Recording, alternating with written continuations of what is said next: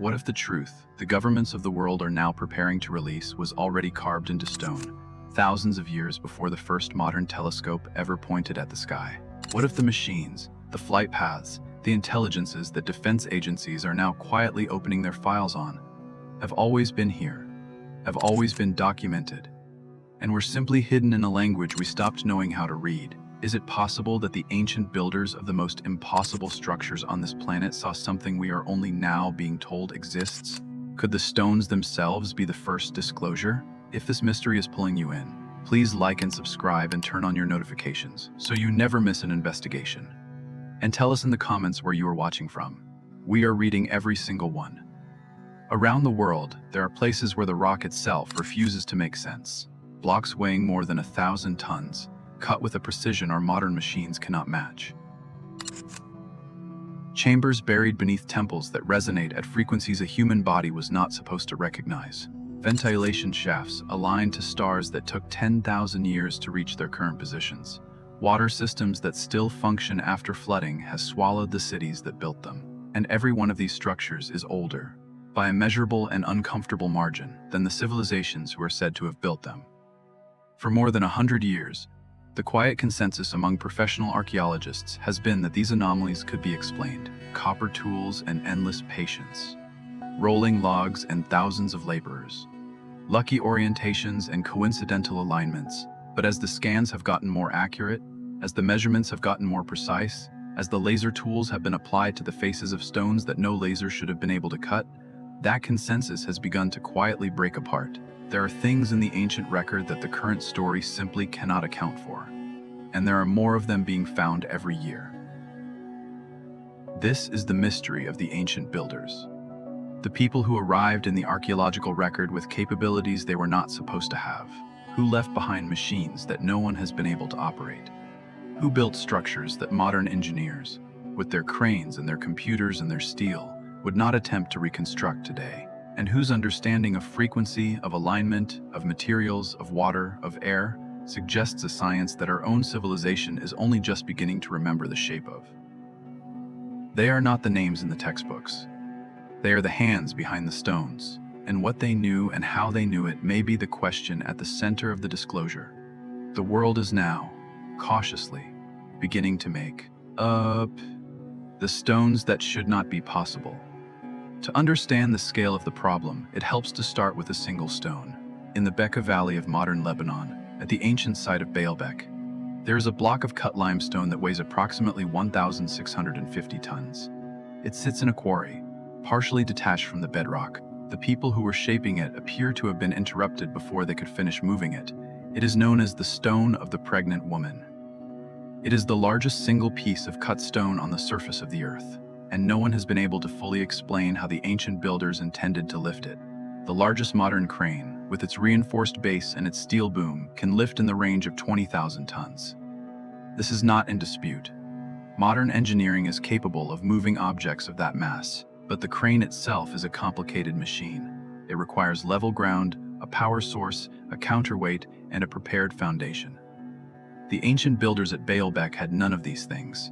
They had a rising hillside, a half-cut block, and the intention, clearly, to take that block uphill and place it in the foundation of a temple complex that was already, by the time the Romans arrived, thousands of years old. At the temple platform itself, 3 similar stones, slightly smaller but still each weighing between 800 and 1,000 tons, are already in place.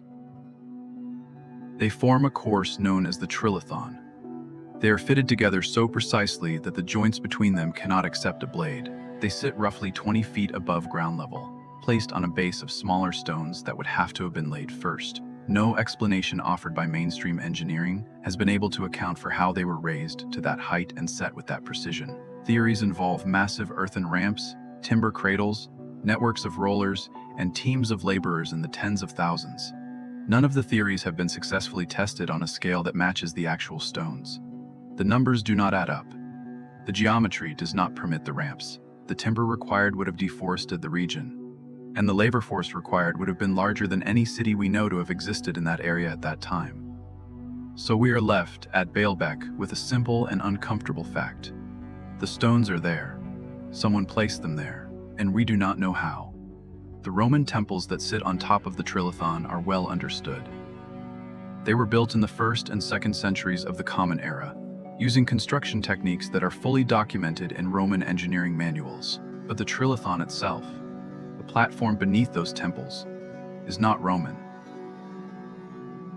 The Romans, in their own inscriptions, acknowledged that they had built their temples on top of an older structure.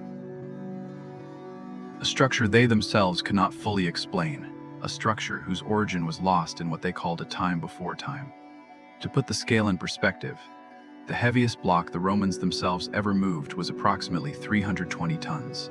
That was the obelisk of Tutmosa, transported from Egypt to Rome in the 4th century by the Emperor Constantius.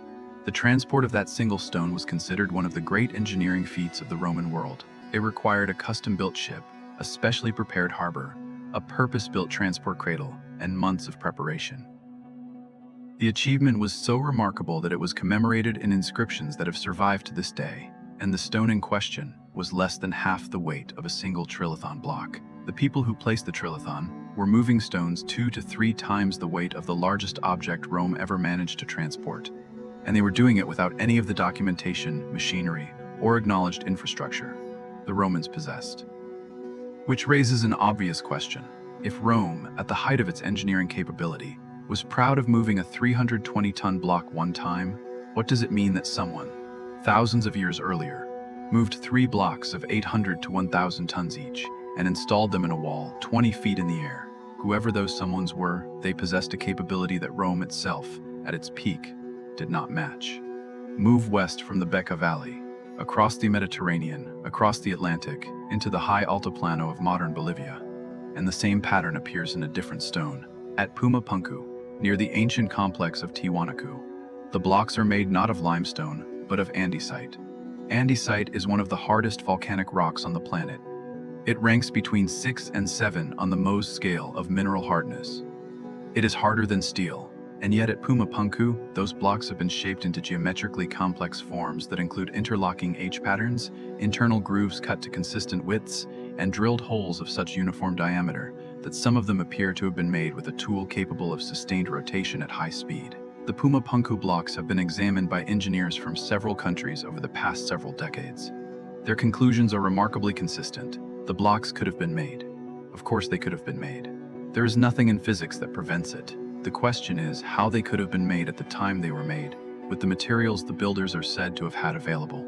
The andesite could, in theory, have been shaped using tools of harder material, but the harder materials we know the Tiwanaku culture possessed were not harder than andesite. Copper, the metal of the region, was far softer. Stone tools of greater hardness existed, in limited quantities, but the quantity required to shape the number of blocks at Puma Punku would have been enormous. And the precision, the consistent uniform precision, is difficult to reconcile with hand tools of any kind. Some researchers have proposed the use of sand abrasion combined with bow drills and extended time. This is a plausible explanation for certain features at the site. It does not, however, explain the internal grooves, which are cut to parallel tolerances that suggest a guided mechanical process, nor does it explain the perfectly rounded drill holes, which are consistent in a way that hand drilling rarely produces. A number of modern engineers, looking at Puma Punku without the weight of archaeological orthodoxy, have concluded that the blocks show evidence of machining, not machining in the modern industrial sense, but machining in the sense of sustained, guided, repeatable mechanical action. The kind of action a lathe, a drill press, a mill would produce. If that is true, the implication is severe, because no such machines are supposed to have existed in the ancient world. The wheel, yes. Simple pulleys, yes. Levers, certainly. But the power-driven, sustained mechanical systems that would be required to produce the Puma Punku precision are not documented anywhere in the archaeological record of the region. They do not appear in any other context. They do not show up in the material culture. They do not appear in the art. The machines themselves have not been found. Only the blocks. Which is to say, only the work they may have done. The same pattern repeats, in different stone, back in Egypt. Beneath the desert at Saqqara, less than 20 miles from the Great Pyramid, there is an underground complex known as the Serapeum. It was rediscovered in the mid-19th century by the French archaeologist Auguste Mariette. who tunneled into the hillside and discovered a long corridor flanked by deep stone chambers. Inside each chamber sat an enormous granite box. The boxes are roughly 13 feet long, 8 feet wide, and 11 feet tall. Each one weighs, conservatively, between 70 and 100 tons. Their lids, each a single piece of granite, weigh an additional 30 tons apiece. The boxes are cut from a single piece of granite, hollowed out internally with walls of uniform thickness. The interior surfaces are polished to a degree that approaches optical flatness. Modern industrial metrology, applied to the faces of these boxes, has confirmed that their internal corners are cut to within fractions of a millimeter of true. Their external faces are parallel to one another to a degree of precision that, in any modern manufacturing context, would require computer-controlled machine tools. The conventional explanation for the Serapeum boxes is that they were constructed during the reign of various 18th dynasty pharaohs, around 1300 BC, as burial sarcophagi for the sacred Apis bulls of Memphis. This would mean that the boxes were carved, transported underground, and installed using the hand tools and copper chisels available to the Egyptians of that period. The problems with this explanation begin with the granite itself. The granite at the Serapeum is not the limestone of the pyramid core. It is a hard igneous rock, difficult to shape even with modern steel tools. The chisels of the period, made of copper, are not hard enough to work granite efficiently. They would dull within minutes of sustained contact with the stone. And the precision of the internal walls, which are flat to within fractions of a millimeter across distances of several feet, is difficult to account for with any hand tool, regardless of its material. Precision at that scale suggests guided mechanical action. A lathe, a mill, a grinding system under continuous tension. When the engineer Christopher Dunn, who spent decades working in precision manufacturing in the aerospace industry, visited the Serapeum with modern measurement equipment, his findings were clear. The boxes exhibited manufacturing tolerances that, to his trained eye, indicated the use of machining technology. Not hand tools. Not patient abrasion. Machining. Dunn has published extensively on this point, and his work has been challenged by Egyptologists and supported by other engineers. The debate continues, but no one has successfully produced a granite box of comparable size and precision using only the tools that the 18th dynasty is known to have possessed. The demonstrations that have been attempted by archaeologists and experimental craftsmen have produced results that fall far short of the precision observed in the actual Serapeum boxes. There is a further wrinkle. Some researchers have argued that the Serapeum boxes are older than the 18th dynasty credits suggest.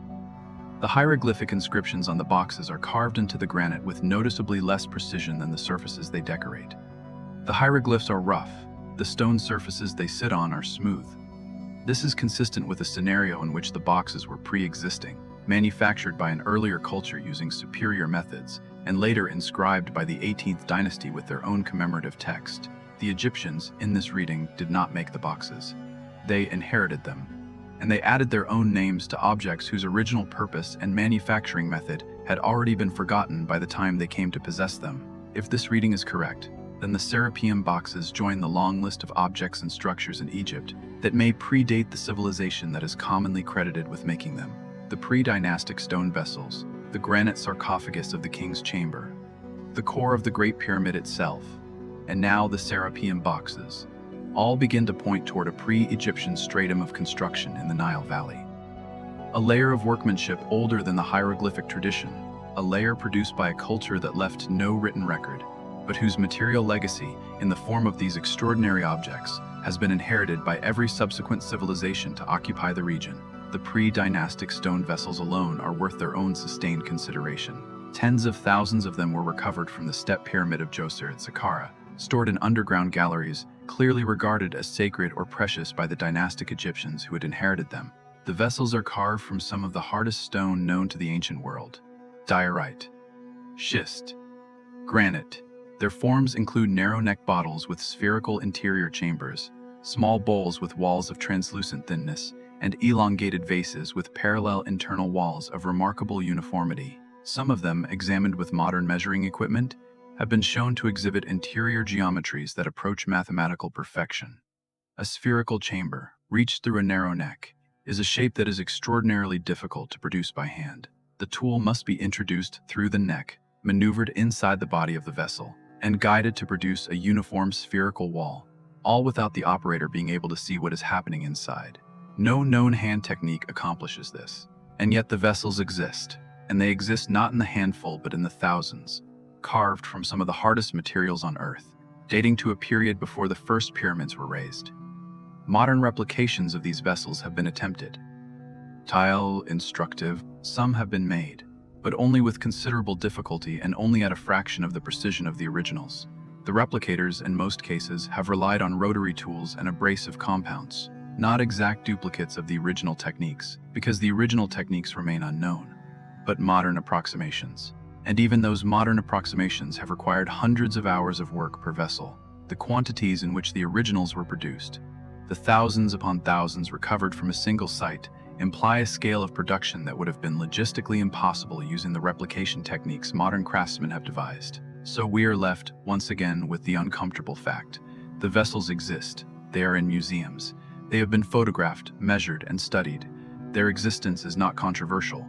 The controversy is only about how they were made, by whom, and when, and the weight of the available evidence continues, slowly, to push the answers to those questions toward a time earlier than the Egyptian dynasties, and toward a set of capabilities that those dynasties do not appear to have possessed themselves.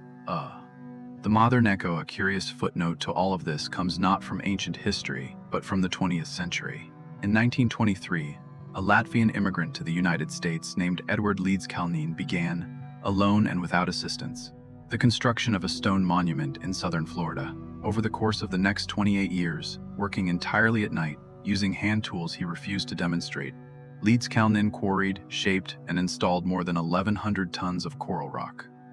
Individual blocks weigh between 3 and 30 tons. Leeds Kalnin was 5 feet tall and weighed approximately 100 pounds. He worked alone. He refused to allow anyone to observe him working. He relocated the entire monument, block by block, from one site to another during the 1930s, a feat that has never been satisfactorily explained. The completed structure, known today as Coral Castle, stands in Homestead, Florida.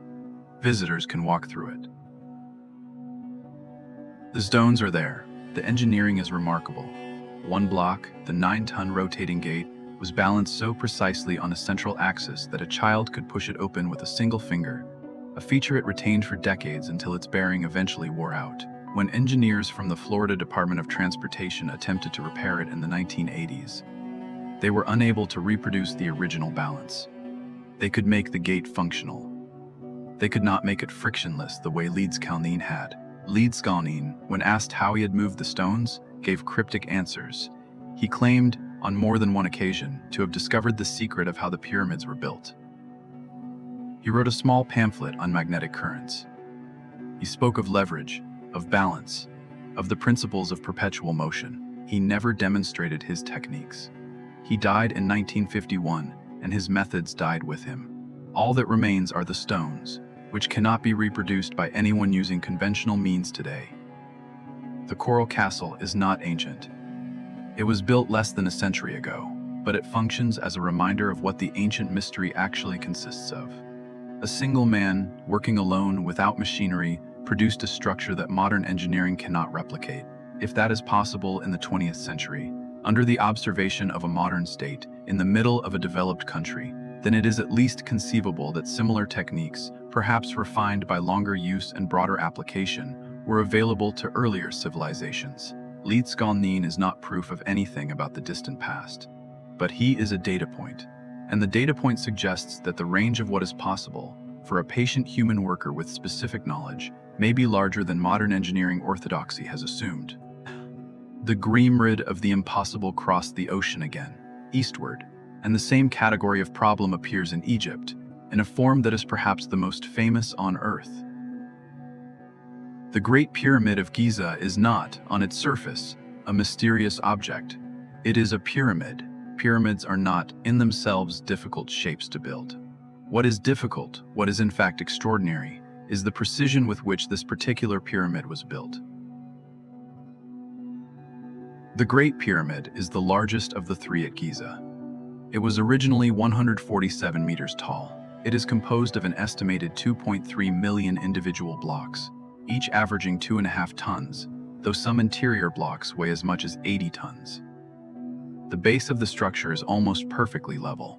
The sides are almost perfectly aligned to the cardinal directions of the compass, and the proportions of the structure, the ratio of its height to the perimeter of its base, approximate the mathematical constant pi to a degree of accuracy that was supposedly not understood until several thousand years after the pyramid was built. Each of these facts, taken alone, might be explained by careful surveying and repeated iteration. Taken together, they begin to describe a structure that was designed to exhibit a specific mathematical and astronomical relationship with the Earth itself. The base of the Great Pyramid, when measured against the circumference of the Earth at the equator, turns out to be a consistent fractional representation. The latitude at which the pyramid sits, 29 degrees 58 minutes north, is almost exactly 29 degrees 58 minutes 30 seconds, which corresponds to the precise point where the speed of light, expressed in meters per second, aligns with the coordinate of the pyramid itself when its decimal point is moved. This is considered a coincidence by most Egyptologists, but it is an increasingly difficult coincidence to accept, as the list of such coincidences grows. The internal passages of the Great Pyramid add another layer to the puzzle. They are cut through the core of the structure with a precision that, in some places, measures in fractions of a millimeter. The Grand Gallery, a long upward-sloping corridor inside the pyramid, is lined with polished limestone blocks that fit together so tightly that modern laser scanners have had difficulty detecting the seams. The so-called air shafts, narrow channels that extend from the internal chambers at specific angles, are aligned, according to astronomical analysis, to particular stars as they appeared in the sky approximately 4,500 years ago. Orion's Belt, the star Thuban, which served as the pole star of that distant era. Sirius. The King's Chamber shaft points with remarkable precision at the place where Orion's Belt crossed the meridian at the presumed date of construction. The Queen's Chamber shaft points at the place where Sirius crossed the same meridian. But the same shafts, when their alignment is reverse-engineered further backward in time, point at the same stars as they appeared not 4,500 years ago, but more than 10,000 years ago, which is to say, the shafts are consistent with a construction date of around 2500 BC, yes, but they are also consistent with a construction date of around 10,500 BC. If the star patterns are read processionally, some researchers, including the Belgian engineer Robert Bouval, have argued that the pyramids on the Giza Plateau as a group and their relationship to the surrounding sphinx and causeways encode a star map that corresponds to the sky, not at 2500 BC, but at 10,500 BC. If he is correct, the implication is that the Great Pyramid was designed, at minimum, with reference to a sky that is far older than the dynasty credited with building it, and possibly that it was designed by people who remembered that older sky from direct observation. Then there's the question of what the pyramid actually is. The official Egyptological position has, for more than a century, held that the Great Pyramid was constructed as a tomb for the pharaoh Khufu, but no body has ever been found inside it. No inscriptions connecting Khufu to the construction of the pyramid appear inside the chambers. The quarry marks that supposedly bear Khufu's name, discovered in one of the relieving chambers above the king's chamber, have been subject to ongoing debate about their authenticity and age. The sarcophagus in the king's chamber is made of a single carved block of granite, hollowed out with such precision that some analysts have argued it could not have been made using the copper and stone tools of the 4th dynasty. Its interior walls are smooth to within fractions of a millimeter, and it has no lid, no decorative carvings, no inscriptions. It sits, empty, in a chamber whose walls are likewise empty of the hieroglyphic decoration that defines almost every other royal burial chamber in Egypt. All of this raises a question that Egyptologists tend to handle with visible discomfort. If the Great Pyramid is not a tomb, or if it was not originally designed as a tomb, what was it? What were the chambers for? What were the shafts for? What was the mathematical precision of the exterior for? What was the astronomical alignment for? The answer offered by some of the more speculative researchers of the last half-century is that the pyramid was a machine, not a tomb at all, but a structure built to perform a function involving resonance, or the generation of electrical potential from the movement of water through the lower passages, or the focusing of energy in some way that we no longer understand. These proposals remain speculative, but the facts they are trying to explain are not. The chambers exist, the precision is real, the alignments are real, and the sarcophagus that contains no body is also real. The merms that sing.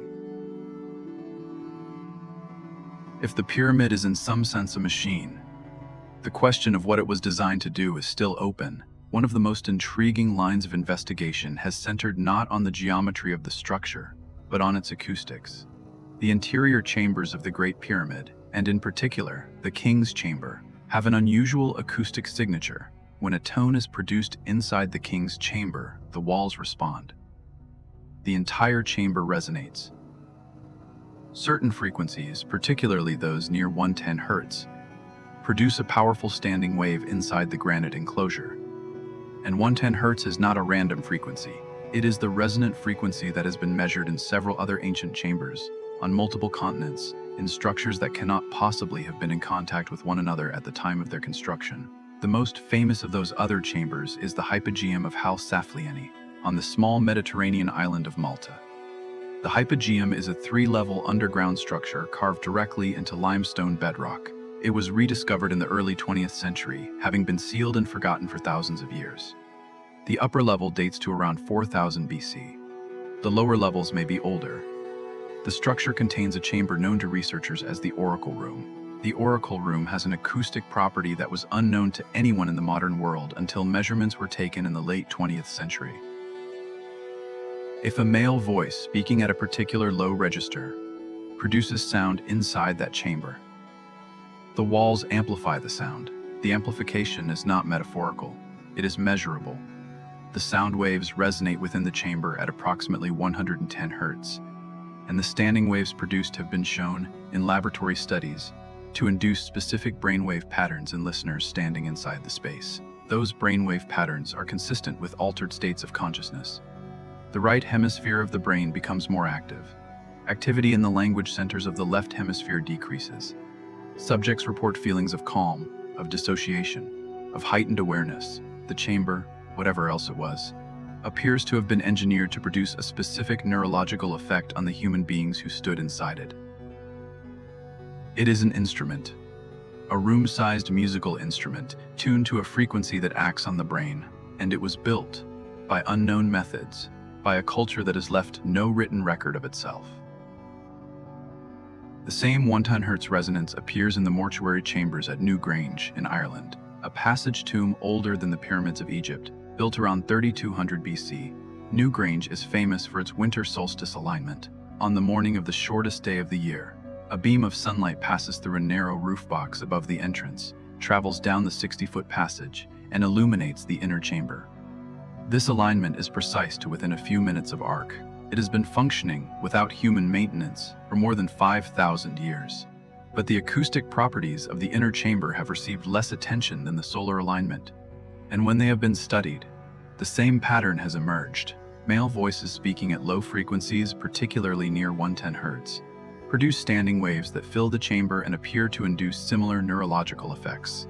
Egypt, Malta, Ireland, and at other sites the same frequency appears. Chavín de Huántar in the highlands of Peru, a ceremonial complex dating to around 1200 BC, contains a network of underground galleries whose acoustic properties have been documented to produce exactly this range of effects. Researchers who have studied Chavín have noted that the galleries appear to have been designed specifically as sound chambers, narrow passages that funnel air, small openings that concentrate vibration, enclosed spaces that hold sound long enough for it to build into standing waves. And the same 110 Hz appears again. The ancient builders, in places that had no contact with one another, all settled on the same specific frequency as the target of their acoustic engineering. What does this mean? At the simplest level, it means that people in the ancient world understood something about the relationship between sound, architecture, and human consciousness that our own civilization has only rediscovered in the last several decades. The modern science of this relationship is still young. Standing wave therapy, binaural beats, sound healing. These are all modern terms for a field that the ancient builders appear to have already mastered. They knew that certain frequencies, when produced in certain enclosed spaces, would change the state of mind of people standing inside. They built rooms to do this deliberately, and they did it on multiple continents, in cultures that are not supposed to have been in contact, using a consistent target frequency that they could not have arrived at by accident. Which brings us back to the question of how they knew, because the 110 Hz resonance is not something you can guess your way to. You cannot simply build a chamber and hope it produces the right effect. The chamber has to be sized correctly. The walls have to be made of the right material. The geometry of the corners and the angles has to be precise. and it has to be precise across cultures, separated by thousands of miles and thousands of years, all targeting the same acoustic property. This is not coincidence. It is not convergence of ideas. It is a shared technical knowledge, and its presence in the ancient world, without any known source of transmission, is one of the most puzzling single facts in the whole field of ancient studies. The invisible engineer. The people who built these structures were not, according to the archaeological consensus, unusually sophisticated. The builders of Newgrange were late Stone Age farmers. The builders of the Hypogeum were a pre-literate Maltese population of a few thousand people at most. The builders of Chavín were early agriculturalists in the Andes, with a material culture that is well documented and that does not include any evidence of advanced acoustic engineering. The builders of the Great Pyramid were, according to the standard account, a highly organized Bronze Age state, under a single pharaoh, capable of mobilizing labor but not, in any obvious way, capable of the kind of precise mathematical and acoustic engineering the monument exhibits. This is the central contradiction that keeps pulling researchers back to the ancient sites. The builders, as described by mainstream archaeology, do not match the work they left behind. Either the mainstream description of the builders is wrong, or there is something about the construction process that we do not yet understand. Either the people we are talking about knew things we have not credited them with, or they received their knowledge from somewhere else, or some combination of the two.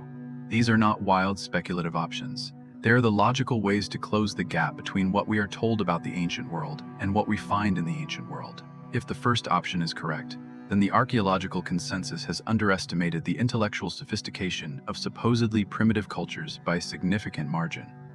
This would not be an unprecedented revision. The history of archaeology is full of instances where the capabilities of early peoples were underestimated, only to be revised upward as new discoveries came in. Göbekli Tepe, already discussed, is a recent and dramatic example. The discovery that pre-agricultural hunter-gatherers built sophisticated megalithic architecture forced a wholesale revision of the timeline of civilization. It is possible that further revisions are coming, that the acoustic engineering at Malta and Newgrange and Chavín represents an older continuous tradition of ancient science that we simply have not yet recognized. But the second option, that the knowledge came from elsewhere, is the one that has attracted the most attention outside of academic circles. It is the option that reaches back into the ancient texts and finds in the flood stories and the king lists and the mythologies of beings who came down from the sky a possible source for the knowledge that otherwise appears to have no source. It is the option that ties the acoustic engineering of the oracle room to the Sumerian Anunnaki, the Egyptian Zep-Tepi, the Vedic sages, and every other ancient tradition that remembered teachers from a time before history. And it is the option that ties those same traditions now to the disclosure process currently unfolding in the corridors of the United States Department of Defense.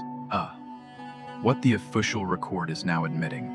For most of the last century, any serious discussion of non-human intelligence in connection with human history was treated, in mainstream settings, with dismissal. The topic was relegated to the fringes. It was the province of tabloid newspapers and late-night radio. Academic archaeologists did not engage with it. Mainstream journalists did not cover it. Defense officials who might have had access to relevant information were bound by classification regimes that stretched back to the late 1940s.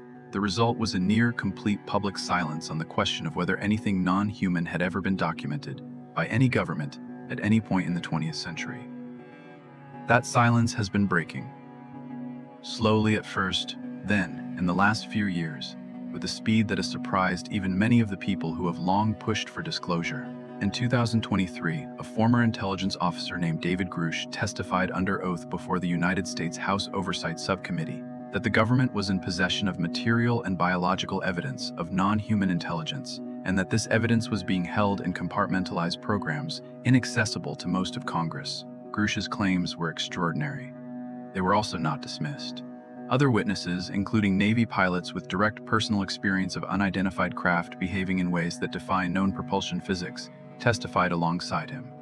The testimony was televised. It was entered into the congressional record.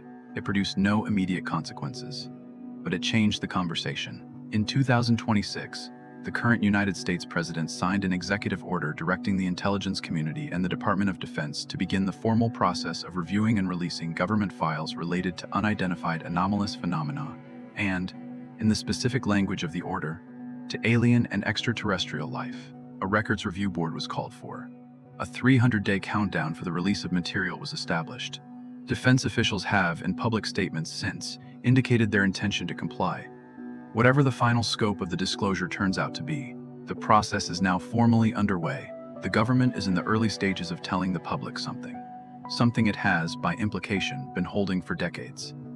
What exactly it will tell the public remains to be seen. The scope of the release, the degree of redaction, the extent of the material that will be withheld on national security grounds are all still being negotiated. But the framing matters. The framing has changed. The public position of the United States government is no longer that unidentified anomalous phenomena do not exist or do not require explanation. The public position is now that they exist, that records about them exist, and that those records will begin to be released. Whatever the files turn out to contain, their existence is no longer in dispute, which means, for the first time in modern history, the question of non-human intelligence has moved from the realm of speculation into the realm of open government business. And this is where the ancient record becomes relevant. Because if the government is in possession of evidence of non-human intelligence, and if it is preparing to acknowledge that evidence publicly, then the ancient traditions that have been describing non-human teachers and builders for thousands of years take on a different weight. They stop being mythology. They become testimony. They become, in effect, the oldest and most widely distributed body of evidence for exactly the kind of phenomenon the government is now preparing to confirm. The stones at Baalbek and Puma Punku, the acoustic chambers at Malta and Chavín, the star alignments at Giza, the flood traditions that every major ancient culture preserved. All of it starts to look, in light of what the Pentagon is now preparing to release, less like ancient imagination and more like ancient documentation. This is not to say that the ancient structures were built by the same entities that modern UAP witnesses have reported seeing. That is a much larger claim, and it is not one that the evidence, as it currently stands, allows us to make with any confidence. But the coincidence of the timing is striking. At the same moment when official channels are beginning to acknowledge the presence of non-human intelligence in our modern sky, the ancient world is yielding up more and more evidence that exactly such intelligences, or something like them, were present in the distant past. We are watching, in other words, two streams of evidence converge. The old stream, slow and buried in stone, has been running quietly for thousands of years. The new stream, fast and held in classified files, has been running for less than a century. Both of them appear, now, to be describing the same phenomenon. Part 2. The Science of Frequency. To understand what the ancient builders may have known, it helps to consider what modern science has recently rediscovered. The field of acoustic physics, in the last 50 years, has produced a number of findings that would have sounded like mysticism a generation ago. Sound waves, at the right frequency, can do things that were not widely known to be possible. They can levitate small objects in carefully controlled laboratory conditions. They can heat up specific tissues inside the human body, which is the principle behind medical ultrasound. They can be used to image the inside of a solid object, which is how sonar functions. They can, in certain configurations, break apart kidney stones, dissolve blood clots, and induce measurable changes in the electrical activity of the brain. All of these effects rely on the same underlying property of sound. Sound is a mechanical wave. It consists of alternating compressions and rarefactions of a medium, usually air or water or solid. When those compressions and rarefactions align with the resonant frequency of an object, the object begins to vibrate in sympathy. Small amounts of energy, delivered at the right frequency, can produce large effects.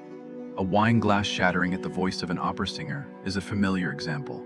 A bridge collapsing under a marching regiment because the regiment's footsteps happen to match the bridge's resonant frequency is another. The Tacoma Narrows Bridge failure of 1940 is perhaps the most famous engineering example of what resonance, improperly managed, can do. If small amounts of vibrational energy can have large effects on matter, then the question of whether the ancient builders might have used sound to move stone stops being laughable and starts being, at least, worth examining. Modern acoustic levitation is possible. Scientists at laboratories in Switzerland, Japan, and the United States have demonstrated the ability to suspend small objects in midair using carefully tuned sound waves. The effect works because the pressure of the sound wave, at the right frequency, creates a stable pocket of low pressure that an object can be held within. The objects in question are small. Droplets of water. Tiny beads. Small insects. But the physics does not prevent the scaling up of the principle. The physics prevents only the current engineering, which has not yet worked out how to produce and direct the enormous amounts of acoustic power that would be required to levitate a ton of stone. But enormous amounts of acoustic power is a relative phrase. What is enormous in a laboratory is not necessarily enormous in a temple. A chamber designed from the ground up to amplify and direct sound, using precise geometric tuning, could in principle concentrate a great deal of acoustic energy at a target point. The acoustic chambers of Malta and Chavín, with their documented amplification effects, are suggestive. They are not proof, but they are at least consistent with the possibility that someone, at some point in the distant past, was using rooms as sound machines, and using sound machines for purposes that involved manipulation of physical matter. There is a persistent and troublesome body of traditional accounts that support this possibility. The monks of Tibet, in their mountain monasteries, have long been the subject of accounts of stones being moved by the coordinated chanting of assembled groups. A Swedish physician named Jarl, traveling in the 1930s, is said to have witnessed a ceremony in which a group of monks used long trumpets and drums to levitate a large stone from a ground-level position to a ledge high up on a cliff face in order to seal an opening. Jarl's account is disputed. Some who have examined it have argued it is apocryphal. Others have pointed to corroborating elements, including the specific geometric arrangement of the instruments, which Jarl reportedly diagrammed in detail. The diagrams, interestingly, show a precise mathematical relationship between the placement of the instruments, the angle to the target stone, and the expected direction of force. It is the kind of diagram a sound engineer, trying to reconstruct a known technique, would produce. The same kind of account appears in the folk traditions of ancient Egypt. The Egyptian priest historian Manetho, writing in the 3rd century BC, preserved a tradition that the pyramids had been built through the use of an instrument called a chianef, usually translated as a kind of horn or trumpet. The translation is uncertain, but the tradition, that sound had played a role in moving stones, is not limited to Manetho. It appears in the Arabic writings of the 10th century historian al-Masudi, who wrote that the builders of the pyramids had placed the cut stones on papyrus scrolls, inscribed with certain characters, and then struck them with a rod, causing the stones to rise and move through the air. Al-Masudi was not a credulous writer. He was reporting what was in the oral and written traditions of his own time. Those traditions, in turn, may have preserved older memories. The question is whether those memories reflect something that had actually happened, or whether they are simply the imagination of later people trying to explain what they, also, could not account for. The builders' Heden. One of the strangest features of the ancient mystery sites is how little we know about the people who built them. This is not a trivial observation. For most ancient cultures, we have extensive documentation. The Romans left us administrative records, personal letters, poetry, engineering manuals, and funerary inscriptions. The Egyptians left us temple records, king lists, religious texts, and the daily graffiti of workmen in the Valley of the Kings, complaining about their rations and their wages. The Sumerians left us tens of thousands of cuneiform tablets covering everything from legal contracts to love letters. We know in extraordinary detail how these societies operated, but the builders of the pre-Roman layers at Baalbek, the designers of Puma Punku, the acoustic engineers of Malta and Chavín, the planners of Göbekli Tepe and its sister sites, left us almost nothing. No texts, no administrative records, no names, no inscriptions describing their techniques, no training manuals for their successors. Whoever they were, they worked in a way that did not produce the usual documentary residue of a complex society. And this is itself strange, because the level of organization required to produce the structures they produced would, in any other archaeological context, have left behind extensive records of the organization itself. One possibility is that the records existed but have been lost. This is entirely plausible. The materials most ancient records were made of, such as papyrus, palm leaves, wooden tablets, leather, and the memorized oral traditions of priests, are all fragile. They do not survive well across millennia. A society that recorded its engineering knowledge on organic materials would leave little trace of that knowledge, even if it had been comprehensive. The ancient Library of Alexandria, a famous example, contains scrolls that represented the accumulated knowledge of hundreds of years of Mediterranean civilization. When the library was destroyed, that knowledge was largely lost. A similar library, destroyed 10,000 years ago, would leave an even less complete record. We might have a few stone fragments, a few sealed chambers, a few enigmatic objects. And we might wonder, looking at those fragments, why the builders left so little behind. The answer might simply be that they left a great deal behind, and we have only a tiny fraction of it. Another possibility is more unsettling. That the builders never intended to leave a documentary record of themselves at all. That their work was the record, that the stones they placed, the chambers they tuned, the alignments they encoded, were the entire intended legacy. In this reading, the absence of written records is not an accident but a design choice.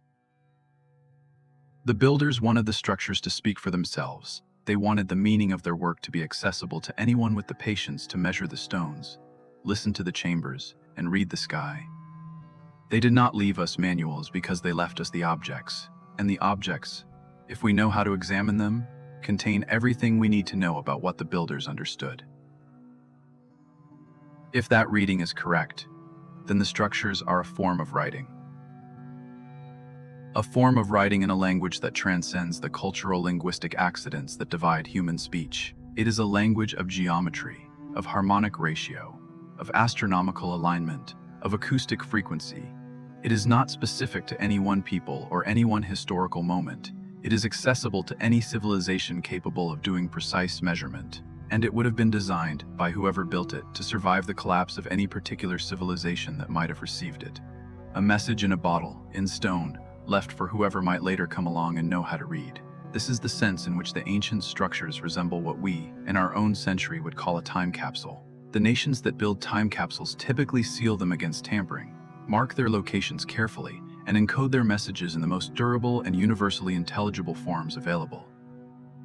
Gold records, binary codes, mathematical relationships.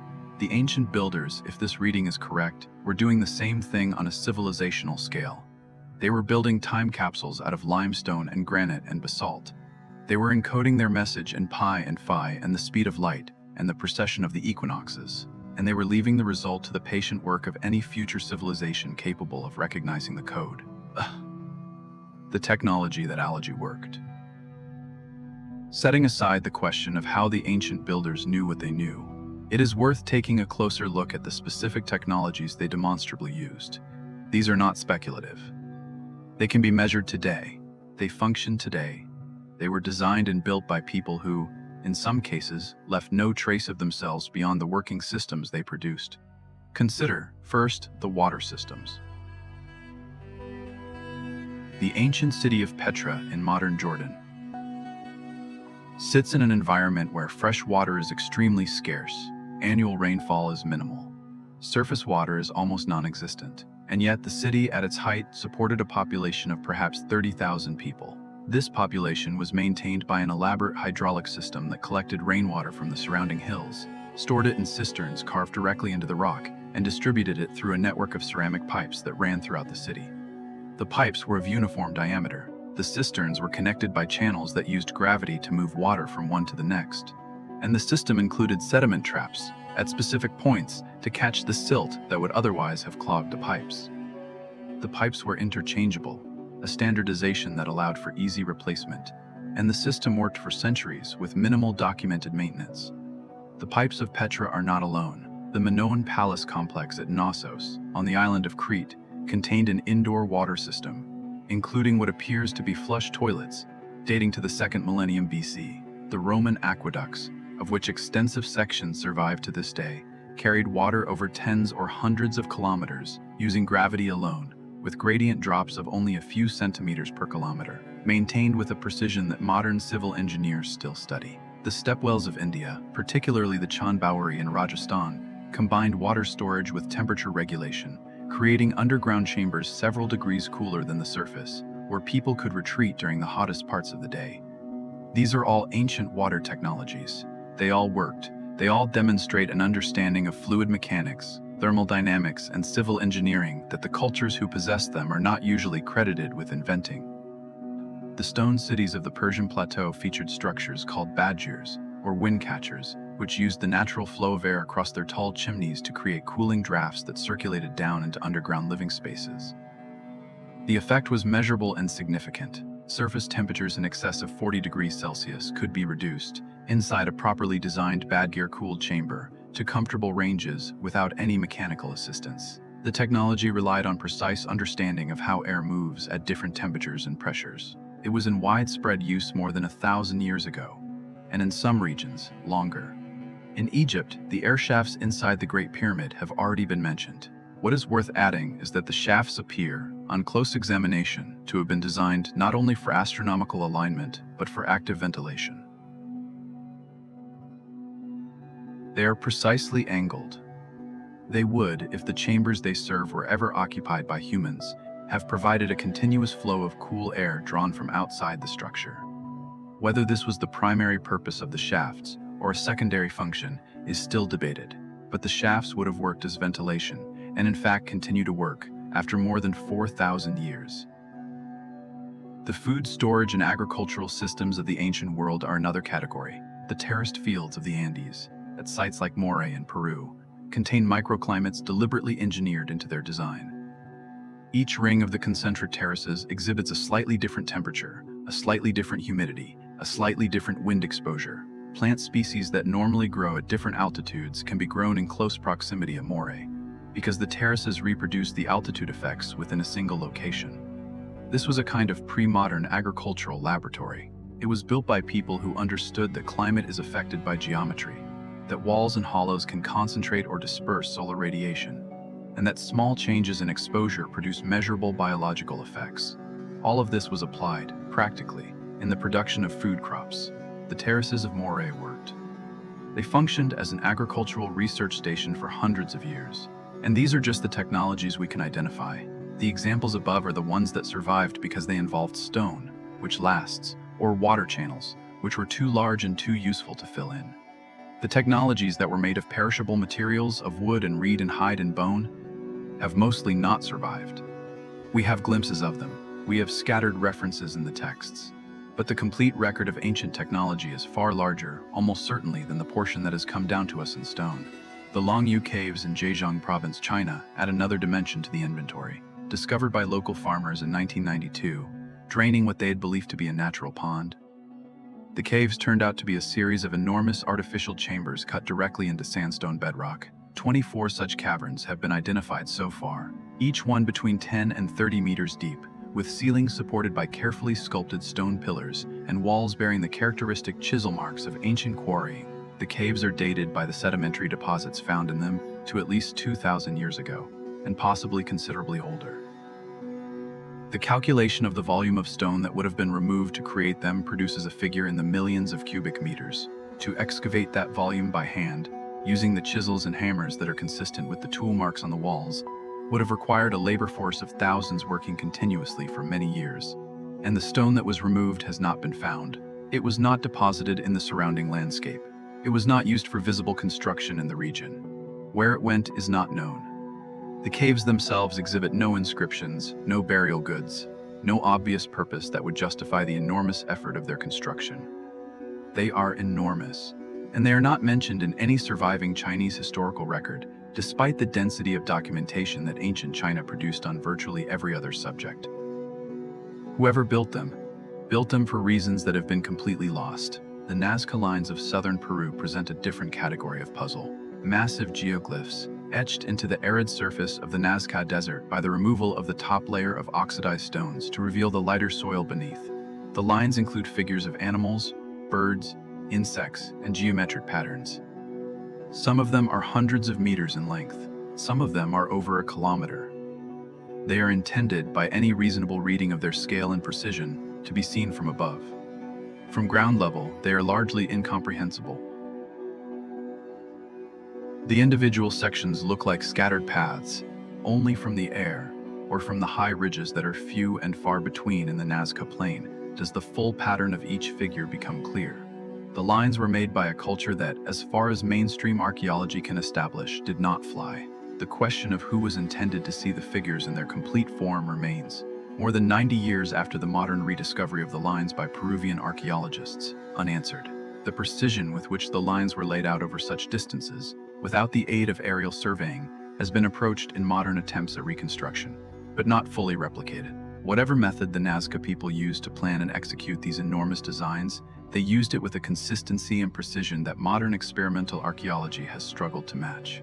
Other ancient technologies persist as unanswered questions. The elongated skulls of Peru, found in mummified remains from the Paracas culture, and subjected to genetic testing that produced results difficult to interpret. The stone spheres of Costa Rica, near-perfect geometric shapes weighing up to 16 tons, scattered across the country in patterns whose meaning has not been deciphered. The unfinished obelisk of Aswan, a single block of granite that, if it had been completed and raised, would have weighed over 1,100 tons, its partial excavation still visible in the quarry.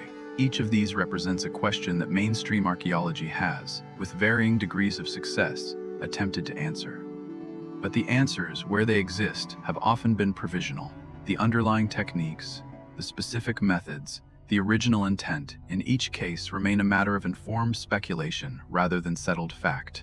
The remnants W. Wien cannot explain. Beyond the structures and the water systems and the air systems, there are individual objects that have been recovered from ancient contexts and that simply do not fit the timeline of technology they are supposed to belong to. These objects have been catalogued, over the course of the last 2 centuries, in increasing numbers. They are frequently grouped by researchers outside the archaeological mainstream under the somewhat informal name of out-of-place artifacts. The term is imperfect, but the objects are real. The Antikythera mechanism is perhaps the most famous example. Discovered in 1901 in a shipwreck off the Greek island of Antikythera, the mechanism is a corroded bronze device approximately the size of a shoebox. For decades after its discovery, no one knew what it was. It was stored in a museum, labeled as an unknown ancient object, and largely forgotten. In the 1950s, the British historian Derek de Solla Price began a detailed investigation of the device. He found, to his astonishment, that it contained at least 30 interlocking bronze gears of extraordinary precision. When X-ray and computed tomography scans were later applied to the corroded remains, the full picture emerged.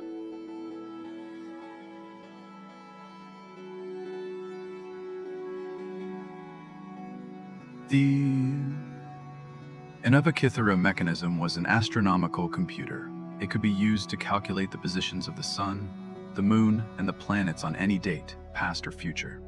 It could predict eclipses. It could model the cycles of athletic games. It was a working, handheld, mechanical computer, built in the 2nd century before the Common Era, by a civilization that is not supposed to have possessed the technology to build such devices. No other object of comparable sophistication has been recovered from the ancient Greek world. The Antikythera mechanism appears, in the archaeological record, to come out of nowhere. There is no earlier prototype. There is no later successor.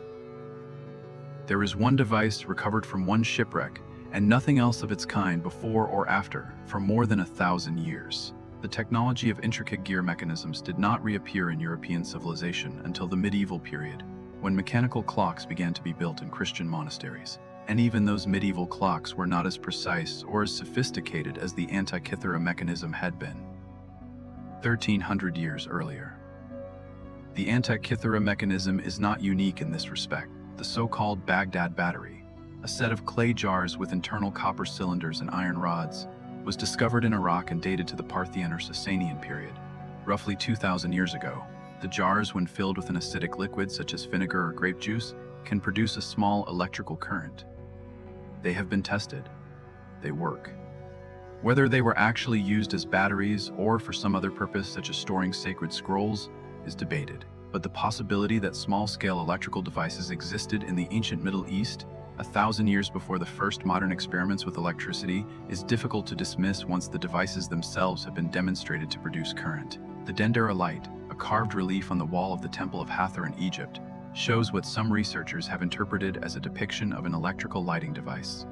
The relief shows a large elongated bulb-like shape containing a serpent, which some have suggested represents a filament. The bulb is supported on a pillar, connected by a wire-like line to a smaller device at its base. Orthodox Egyptology interprets the scene as a mythological representation of the god Harsamtus emerging from a lotus flower. The alternative interpretation, that it depicts something like an electric light, is speculative, but the geometry of the image is striking. It looks to a modern viewer familiar with early electrical technology remarkably like an early arc lamp, and the underground chambers in which some of the relief panels are found contain no evidence of the soot residue that would be expected from torch or oil lamp illumination. How those chambers were lit during their construction and decoration has never been satisfactorily answered. Other objects, other sites. The Bagong pipes in northwestern China, a set of iron-containing pipes embedded in rock that some have dated to long before iron metallurgy is supposed to have existed in that region. The Iron Pillar of Delhi, a 7-meter column of nearly pure iron that has resisted rust for more than 1,500 years through a process that modern metallurgists have only partially explained. The Dnieper sky disk, a bronze and gold plate from Central Europe dating to around 1600 BC, which depicts a precise configuration of the sun, moon, and stars, including what appears to be a recognizable representation of the Pleiades. The crystal skulls, though many have been shown to be later forgeries, have in some cases resisted full analysis. The remarkable precision of the stone vessels of pre-dynastic Egypt has been discussed already. Taken one by one, each of these objects can be explained away. Coincidence, misdating, forgery, alternative interpretation. Taken together, they suggest a picture of the ancient world in which technologies repeatedly appeared, functioned, and then disappeared. Knowledge that was present, applied, and then lost. A continuous undercurrent of capability that surfaces in the record, in scattered objects and scattered sites, and that the mainstream narrative has, so far, not been able to fully absorb. Usipis. Philosophical reflection. There's a question that sits behind all of this. It is not a question about what the ancient builders did. That question, though still unanswered in many particulars, is at least approachable through the objects they left behind. The deeper question is what they were and what our relationship to them actually is. If the traditions are right, and the ancient world was taught by beings who are not fully of this world, then we, as a species, are in a strange position. We are not the authors of our own civilization. We are the inheritors of it. Our sciences, our mathematics, our architecture, our astronomy were not invented from scratch by hunter-gatherer ancestors feeling their way upward toward sophistication. They were received in some original form from teachers whose identity has been lost. What we have spent the last 5,000 years doing is refining and forgetting and rediscovering pieces of that original inheritance, over and over again, across successive civilizations.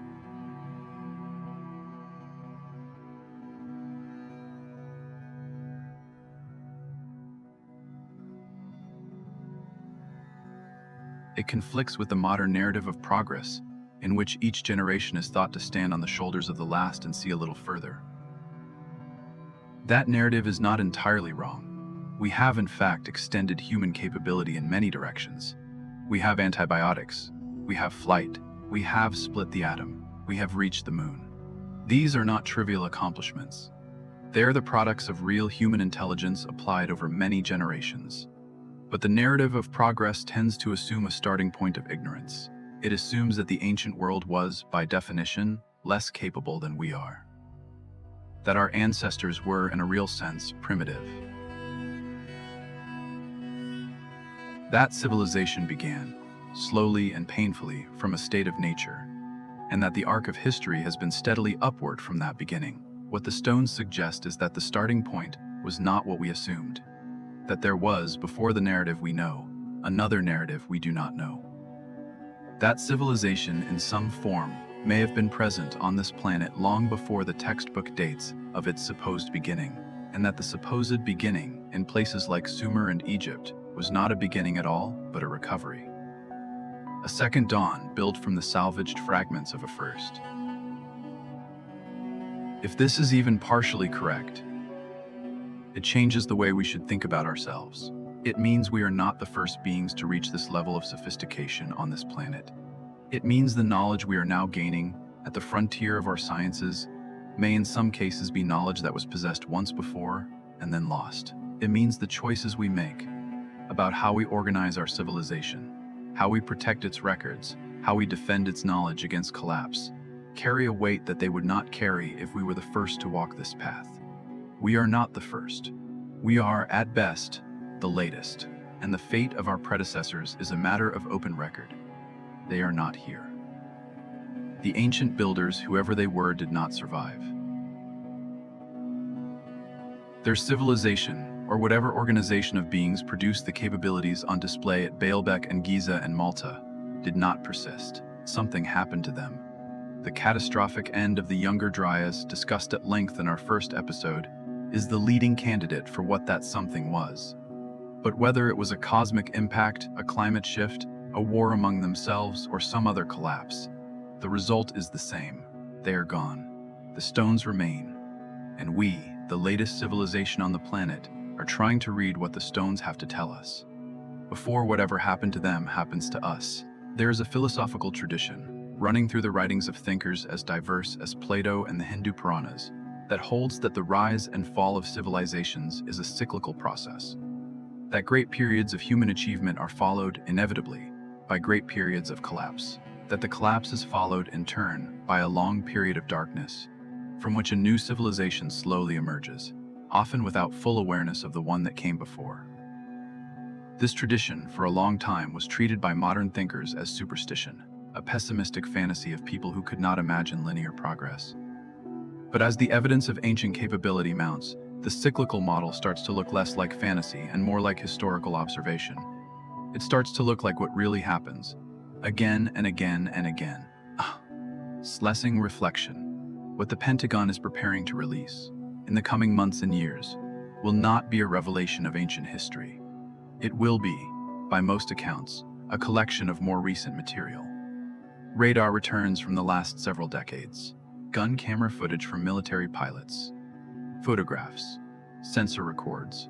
Possibly, if the more extreme claims made by Grush and others turn out to have been correct, materials of non-human origin that have been held in government facilities since the middle of the 20th century. The disclosure will be about the modern era. It will be about what the intelligence community has been watching, and in some cases recovering, within the lifetimes of people still alive today. But the implications of that disclosure will extend backward. If what the government is preparing to confirm turns out to involve non-human intelligences interacting with the Earth in the modern era, the question of whether such intelligences interacted with the Earth in the ancient era becomes far more serious. The ancient sites stop being merely puzzles of architecture and engineering. They become, potentially, the earliest physical record of a phenomenon we are only now, thousands of years later, officially beginning to acknowledge.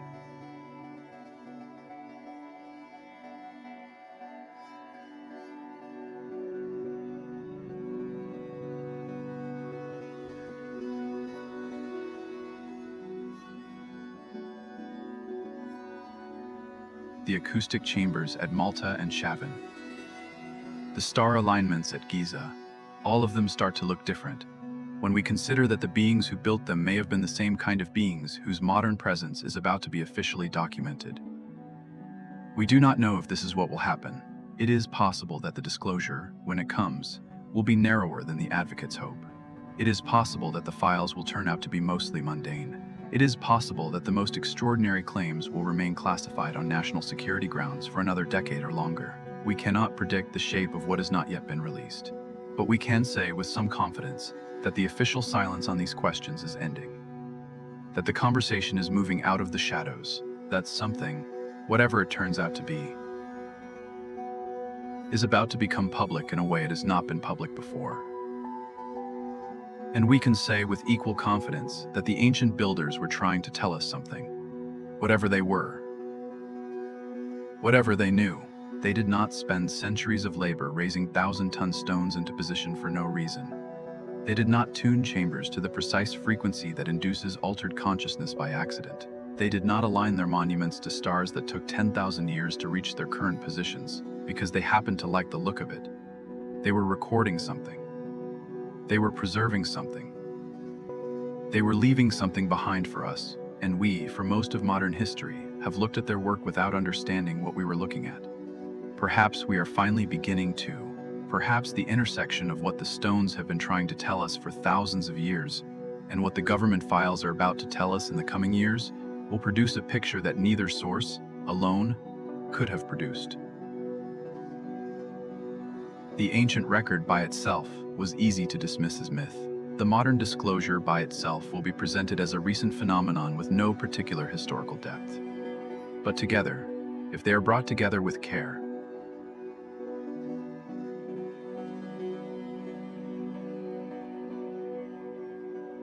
they may form the beginning of a single coherent story. A story about who has been here, A story about who may still be here. A story about what we, as a species, have been trying and failing to remember for longer than we have been keeping records. You are watching this video because, somewhere in you, you already suspect that the story we have been told is incomplete. You would not have clicked the title if you did not already sense it.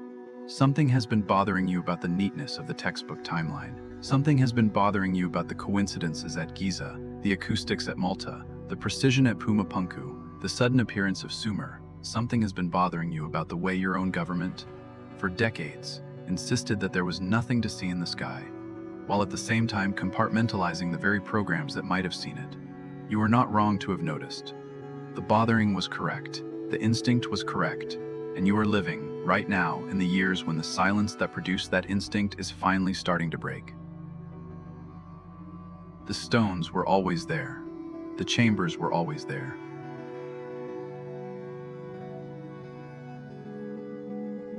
The alignments were always there. They were waiting for a generation that would be willing to look at them clearly, without the filters that earlier generations imposed, and to ask the honest question: what if these were not merely clever monuments built by primitive peoples? What if they were exactly what they appear to be? What if the ancient builders knew something we are only just beginning to remember? We forgot. And what if, in our own time, we are finally being given the last pieces of the puzzle? The recent pieces. The classified pieces. The ones that were always held back. Held back. Held back. Not because there was nothing to see, but because what there was to see was too difficult for the institutions that first saw it to say out loud. Perhaps the stones have been waiting for us to be ready. Perhaps we, in the decade we are living in, are finally becoming ready. And perhaps, in that long silence that stretches between the builders and us, the answer has been patient enough to survive every civilization that rose and fell in the gap. Patient enough to still be here. Patient enough, now, to finally be heard.